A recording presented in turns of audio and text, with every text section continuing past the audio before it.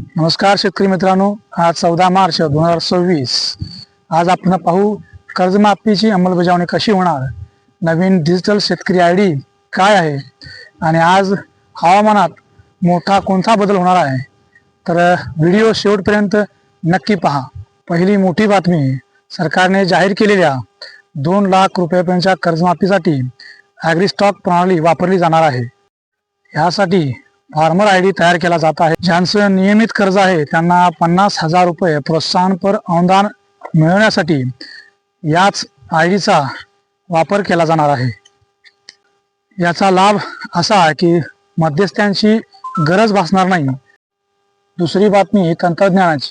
महाराष्ट्र सरकारनं महाविस्तार AI नावाचं एक धोरण नवीन ॲप सुरू केलंय.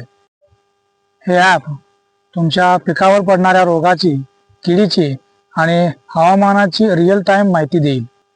विशेष म्हणजे ज्यांच्या फळबागा आहेत किंवा इतर बागायती पिकं आहेत त्यांना कोणत्या वेळेला कोणती औषधं फवारायची हे आता थेट मोबाईलवरून समजणार आहे.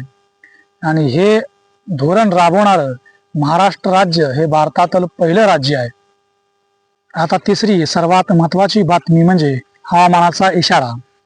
आज ऊन जरी जास्त असलं तरी 17 मार्च पासून विदर्भ, मराठवाडा आणि मध्य महाराष्ट्रात म्हणजे सांगली, सातारा भागात सुद्धा जोरदार वाऱ्यासह पावसाची दाट शक्यता आहे.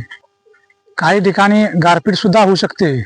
त्यामुळं काढणीला आलेला गहू, हरभरा किंवा द्राक्ष सुरक्षित ठिकाणी लवकरात लवकर हलवा किंवा त्याला झाकण्यासाठी ताडपदरीची सोय करून ठेवा. हे बघा, आभाळ जमावा लागले.